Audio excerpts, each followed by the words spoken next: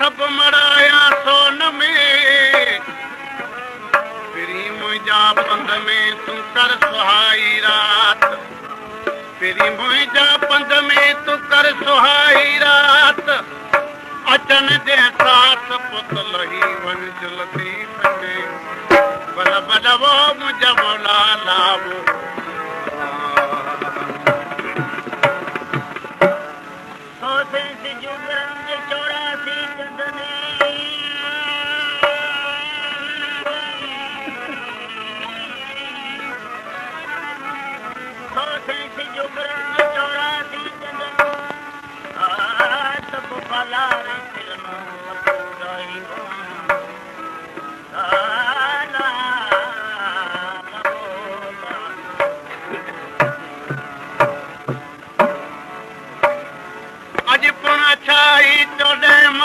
चंद जी आज पुना थाई तोड़े माह चंद जी मूं घर मूं पिर नखे अचण जी वाई मूं घर मूं पिर नखे अचण जी वाई मूं घर वाधाई जो तूं पई काम खड़न में ला ला ला ला ला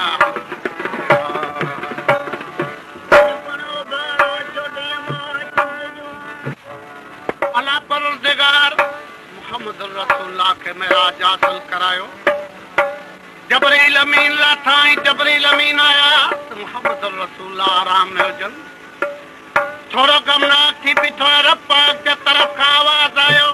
जबरील अमीन को बि गम न करियो मिठियूं मिठियूं सलवातूं पढ़ो त मोहम्मद रसूलुल्लाह ने दिमाग़ पुॼा थियनि जथो सलू अलैहि सद बार ओ सुहिणा जाग मोहम्मद अरबी असां हींअर जा हमरा तूं त जाग मोहम्मद अरबी बल बल बोला ला बोला पुछण लॻा जबरील अमीन कहिड़ा पैगाम खणी आया आहियो रब पाक जे तरफ़ खां ए या रसूलल्लाह तव्हांखे रब पाक मेराज हासिल करायो आहे 1,24,000 नबियुनि जो पगार पगधणी बणा 9 लाख जो मालिक कयो आहे कहिड़ी तरह शाज़ीम ते सवारी वठियो पियो वञे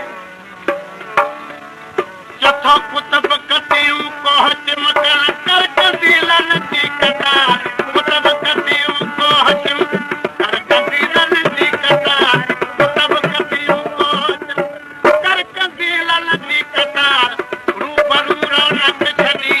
रूबरू रौनक छॾी रूबरू रौनक छॾी रोशन कमर रखार वट कागरी गुलशान कई तो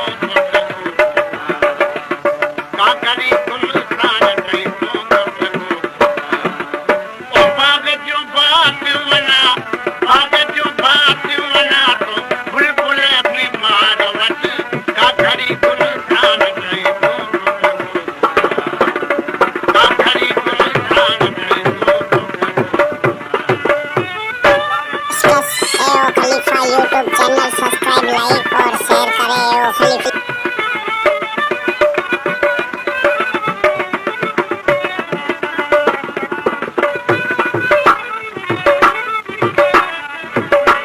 कहिड़ा सिंगार ॾिठां जथो फण खही विसियर गवारन में फणी फिर गए